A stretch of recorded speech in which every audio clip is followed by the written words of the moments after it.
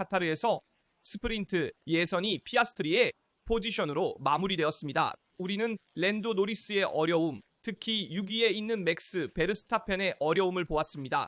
사실 바로 순위를 함께 보고 모든 시나리오를 논의해봅시다. 물론 루이스 해밀턴의 SQ1에서의 또 다른 제외 18위에 대해 이야기해야 하고 페라리의 어려운 순위와 예선에 대해서도 이야기해야 합니다. 시작하기 전에 좋아요를 눌러주시고 구독과 알림을 켜서 채널의 모든 영상을 놓치지 않도록 해주세요. 모든 지원 메시지에 감사드리며 이 영상에서 다루는 모든 주제에 대해 의견을 댓글로 남겨주세요.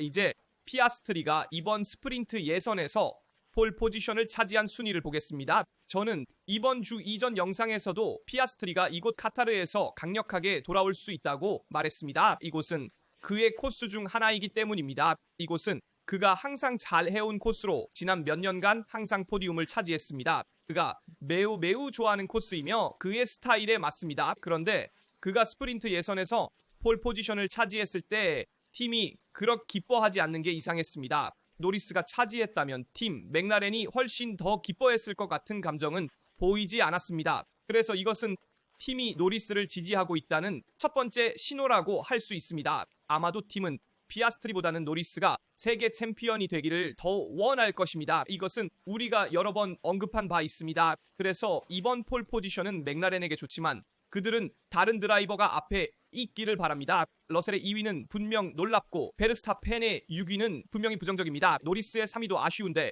마지막 코너에서 실수를 해서 더 좋은 결과를 낼 수 있었습니다. 알론소의 4위는 긍정적으로 놀라웠습니다. 알론소와 함께한 훌륭한 에스턴 마틴이었고 스트롭은 Q1에서 제외되어 16위에 그쳤습니다. 그리고 당연히 페라리에 대해서도 이야기해야 하는데 르클레르는 9위, 해밀턴은 18위에 그쳤습니다. 페라리에게는 어려운 예선이었고 저는 해밀턴의 랩을 분석하며 이 부분부터 시작하고 싶습니다. 해밀턴의 온보드 화면에 몇 가지 프레임을 보여드리겠습니다. 이는 SQ1이기 때문에 중간 타이어로 SQ1과 SQ2를 진행하고 SQ3는 소프트 타이어로 진행했습니다. 계속 진행해보죠.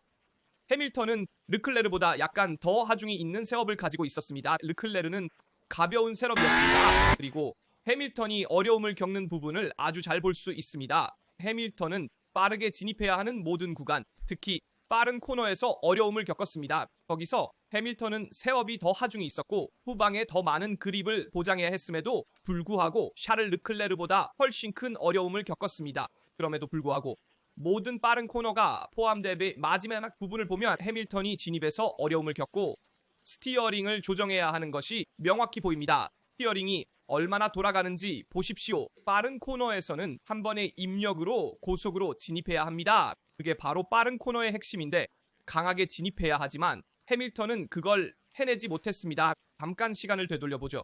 여기는 매우 흥미로운 빠른 코너의 전체 시퀀스입니다. 해밀턴이 어떻게 진입하는지 보세요. 여기서 약간의 언더스티어가 발생하여 잘 코너에 들어가지 못하고 있는 것을 보세요. 여기서도 넓게 들어가지 못하고 전체 트랙을 제대로 활용하지 못하고 있습니다. 여기를 보세요. 스티어링을 조정해야 하며 정확하지 않고 빠르게 들어가지도 못합니다. 계속해서 보시면 여기서도 약간의 언더스티어가 발생하며 스티어링을 얼마나 조정해야 하는지 보세요. 차가 잘 돌지 않고 코너에 제대로 도착하지 못하며 후방을 잃고 있습니다. 약간의 수정을 하고 있지만 충분히 넓게 들어가지 못하며 출구를 더 잘 활용할 수 있을 것입니다. 그리고 해밀턴이 가장 어려움을 겪는 지점은 바로 코너 진입입니다. 여기서 차를 잘 조절하지 못하고 너무 넓게 들어가 코너를 너무 많이 이용해 바닥을 치고 있습니다. 그리고 서킷의 이 부분 마지막 섹터에서 해밀턴은 샤를 르클레르에 비해 엄청난 어려움을 겪고 있습니다. 사실 저는 보통 마지막에 텔레메트리를 다루지만 페데리코 알바노가 전해준 대로 이번에는 르클레르와 해밀턴의 서로 다른 셋업, 르클레르는 더 가볍고 해밀턴은 더 무거운 셋업의 차이가 매우 흥미로워서 먼저 살펴보려고 합니다. 그럼에도 불구하고 마지막 부분을 보면 해밀턴의 모든 불리함이 마지막 섹터와 마지막 빠른 코너에서 증가합니다. 여기서 르클레르가 평균 시속 5km의 차이로 르클레르에게 유리하고 해밀턴에게 불리합니다. 르클레르가 어떻게 더 많은 속도로 진입하고 주행하는지 보세요. 이것이 큰 차이를 만들며 이 경우에도 출구에서 르클레르가 지속적으로 해밀턴보다 빠른 것을 보실 수 있습니다. 서킷의 다른 부분에서 르클레르는 더 가벼운 셋업으로 더 높은 속도로 도달하고 해밀턴은 르클레르를 따라 하려 하지만 진입과 직선 구간에서 많이 손해를 봅니다. 원한다면 르클레르가 해밀턴보다 더 잘할 수 있습니다. 해밀턴도 이렇게 말했습니다. 이제 팀 라디오를 보여드릴게요. 스프린트 예선에서 중요해졌습니다. 실제로 해밀턴이 말했습니다. 차가 빨리 갈 수 없어요. 그렇지 않아요. 르클레르가 증명했듯이 차는 더 빨리 갈 수 있습니다. 그리고 제 생각에 르클레르가 스프린트 예선에서 9위로 마무리하면서 차이를 만들어냈습니다. 페라리는 카타르에서 엄청난 어려움을 겪었고 제 생각에 SF-25의 특성과 정반대인 트랙입니다. 이 트랙은 스티어링을 많이 조작해야 하고 되돌아오는 커브와 빠른 커브가 많아서 SF-25의 약점이 됩니다. 특히 미디엄 타이어와 함께 소프트 타이어로 차이를 만들려고 했습니다. 차이가 미미했다고 할 수 있습니다. 츠노다의 5위부터 르클레르의 9위까지 모두 11초 안에 있었습니다. 그래서 5위에서 9위까지는 11초 안에 있었고 르클레르가 해밀턴과 차이를 만들었습니다. 해밀턴은 정말 엄청난 어려움을 겪었습니다. 게다가 Q1에서 항상 마지막 시도해야 랩을 하는데 그 전에 한 번도 깔끔한 랩을 성공시키지 못합니다. 이것은 문제입니다. 해밀턴은 항상 끝에 도달해서야 예선을 통과할 수 있는 좋은 랩을 시도합니다. 이번 경우에는 18위로 제외되었습니다. 마지막 시도까지 가면 더 많은 압박감을 느끼고 예선을 통과하기 위한 좋은 랩을 하기 어렵습니다. 르클레르는 이미 어느 정도 예선을 통과했고 자신을 더 발전시켜 Q3, SQ3까지 도달했습니다. 그래서 해밀턴이 항상 끝에 도달해서야 좋은 랩을 시도하는 것은 안타깝습니다. 더 많은 압박을 느끼고 실수를 할 가능성이 더 높아집니다. 이렇게 말하고 나서 차가 해밀턴보다 더 잘할 가능성이 있었나요? 네, 해밀턴의 세팅이 이상적이지 않았던 것 같습니다. 그는 이번 시즌 내내 자신이 편하지 않은 이 페라리에서 항상 다운포스가 많은 세팅을 고집해왔죠. 더 가벼운 세팅보다 항상 무거운 세팅을 원했습니다. 그리고 꽤 놀라운 통계를 보여드릴게요. 물론 다시 강조합니다. 르클레르의 9위와 해밀턴의 18위가 이 그래픽으로도 기억됩니다. 하지만 해밀턴의 최근 경기 예선 통계를 보세요. PP11, P3, P13, P20, P18입니다. 즉 최근 4경기는 세계 챔피언인 해밀턴에게 정말 충격적인 예선이었고 정말 안타깝습니다. 해밀턴이 더 나아가는 모습을 보고 싶기 때문에 이렇게 말합니다. 하지만 정말 많은 어려움을 겪었습니다. 자유 연습에서도 해밀턴이 고군분투하는 모습을 봤습니다. 여기 보세요. 분명히 보입니다. 여기서 주행 중 완전히 차를 놓칩니다. 즉 정말로 운전하기 어려운 차입니다. 소프트 타이어에서도 그렇습니다. 즉 정말로 엄청난 어려움입니다. 이것은 시뮬레이션 중에 있었던 팀 라디오입니다. 자유 연습 1에서의 경기 페이스와 여기에서도 리카르도 다미와 해밀턴 간의 라디오에서 해밀턴에 대한 많은 조정이 필요했습니다. 해밀턴의 운전을 개선하려고 많은 소통이 있었습니다. 르클레르도 언더스티어가 심한 차에 대해 많은 불만을 토로했고 그 역시 많은 어려움을 겪었습니다. 하지만 피아스트리의 폴 포지션에 대해 먼저 이야기하고 싶습니다. 피아스트리가 조용히 스프린트 예선에서 폴 포지션을 차지했습니다. 피아스트리의 훌륭한 랩이었습니다. 이번 주에 항상 그가 카타르에 유리할 것이라고 말했는데 그 이유는 그가 이 트랙을 아주 좋아하기 때문입니다. 맥라렌이 레드불보다 더 나은 점이 있다고 했는데 그것이 입증되었습니다. 주행성 면에서 맥라렌은 레드불보다 훨씬 더 나은데 레드불은 후방이 많이 흔들리고 불안정하고 반응이 빠르고 신경질적입니다. 베르스타펜도 여러 번 불평했고 피아스트리는 랩에서 균형을 찾았으며 마지막에도 훌륭한 랩을 했습니다. 그리고 보세요. 그의 푸시아 섹터는 두 번째와 세 번째입니다. 모든 주행 부분에서 차이를 만들었으며 란도 노리스와 비교했을 때 특히 두 번째 섹터의 차이를 만들었습니다. 노리스는 27.3, 피아스트리는 27.0을 기록했습니다. 그러므로 같은 맥스도 두 번째 섹터에서 27.1을 기록했음을 고려할 때 즉 노리스는 이 섹터 파란색 섹터에서 예상보다 더 어려움을 겪었습니다. 이 중앙 섹터 부분을 보세요. 그리고 마지막 섹터에서도 피아스트리는 차이를 만들었습니다. 그러나 마지막 섹터에서 맥라렌이 다른 모든 차들과 차이를 만들었습니다. 사실 마지막 빠른 커브 섹터인 노란색 섹터를 보면 피아스트리는 23.4, 노리스도 23.4를 기록했으며 다른 차들은 모두 훨씬 높습니다. 이것은 빠른 커브에서 맥라렌이 매우 안정적이고 성능이 뛰어나며 다른 차들이 그곳에서 손해를 본다는 것을 의미합니다.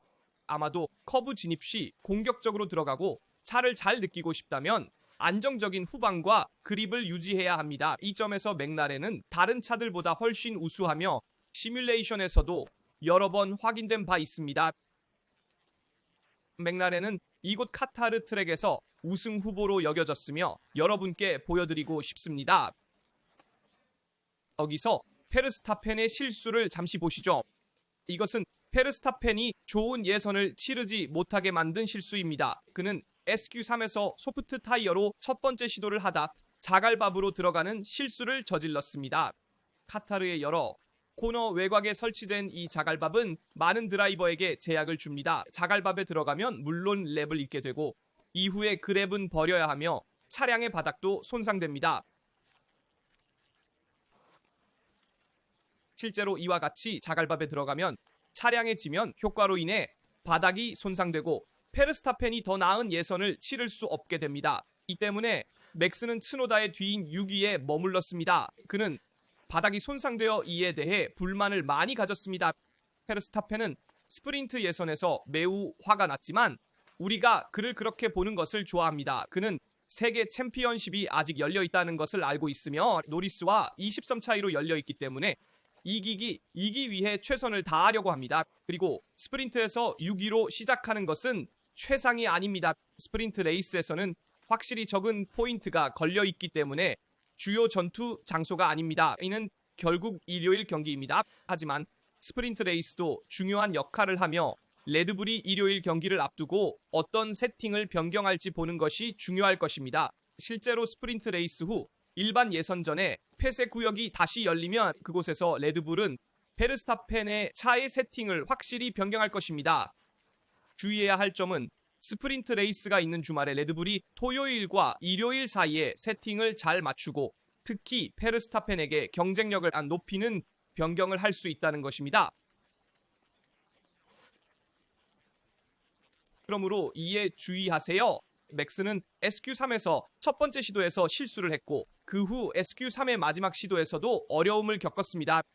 그래서 맥스의 실수가 맞지만 그가 실수했기 때문이기도 하지만 이상적이지 세팅과 매우 불안정한 차량으로 인해 발생한 것입니다. 그리고 이에 대해 잠시 페라리의 발언도 보여드리겠습니다. 먼저 말씀드리고 싶습니다. 르클레르에 대해 잠시 이야기해 보겠습니다. 여기 있습니다. 이것은 르클레르가 한 팀 라디오로 브라이언 보치가 트랙 엔지니어들에게 9위라고 말하자 샤를 르클레르가 말합니다. 믿을 수 없어. 믿을 수 없어. 망할 믿을 수 없어. 믿을 수 없어라는 의미입니다. 브라이언 보치가 이에 대해 유감이라고 말하자 샤를 르클레르가 말합니다. 괜찮습니다. 오늘은 이렇게 되었고 내일은 지켜보겠습니다. 내일도 더 잘하기 위해 같은 일을 하겠지만 이게 차량의 성능입니다. 그리고 그는 또 이렇게 말합니다. SQ3에 있었던 방해를 분명히 언급하고 있습니다. 이것에도 주의해야 합니다. 왜냐하면 여러 방해가 있으면 조사되기 때문입니다. 그래서 샤를이 이 메시지에서 언급한 것은 그의 예선 상황에 문제를 일으켰을 가능성이 있는 다른 사람에 관한 것입니다. 분명히 오늘 차량 상태가 좋지 않았으며 운전하기가 힘들었습니다. 해밀턴과 르클레르 모두 어려움을 겪었고 특히 해밀턴은 더 많은 어려움을 겪었지만 샤를 역시 항상 약간의 언더스티어에 대해 불평했습니다. 그래서 주의해야 합니다. 그리고 잠시 맥라렌의 이중 실격에 대해 잭 브라운의 발언을 보겠습니다. 그는 조금 과장된 것이라고 말합니다. 옹이 한 장 두께였습니다. 미쳤습니다.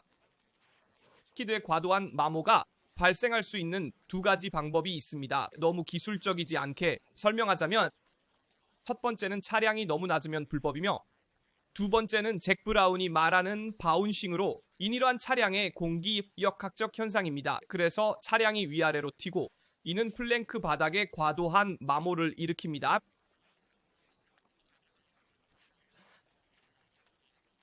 우리 차량은 너무 낮지 않았지만 바운싱이 많았습니다. 이는 라스베이거스 주말에 목요일과 금요일의 데이터가 부족해서 발생했으며 비가 내린 세션 때문입니다. 하지만 구팀이 일을 제대로 했다면 우리는 뭔가 잘못한 것입니다. 하이어는 이 문제를 조사했으며 페널티를 부여할 가능성이 있다고 느꼈지만 잭 브라운의 관점에서 보면 조금 과장되었습니다.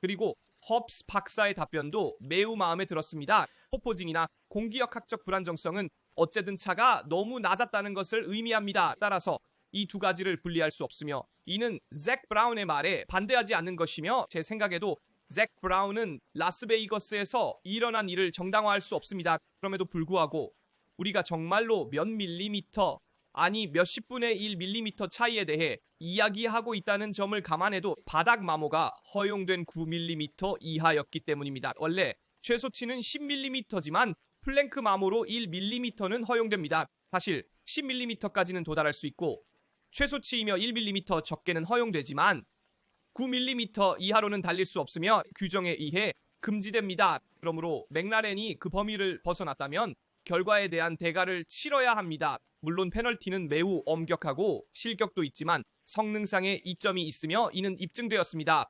이렇게 말하고 내일은 흥미로울 것입니다. 왜냐하면 우리가 이런 순위를 가질 것이기 때문입니다. 피아스트리, 라셀, 노리스와 함께 순위를 다시 보여드리겠습니다. 라셀을 주의하세요.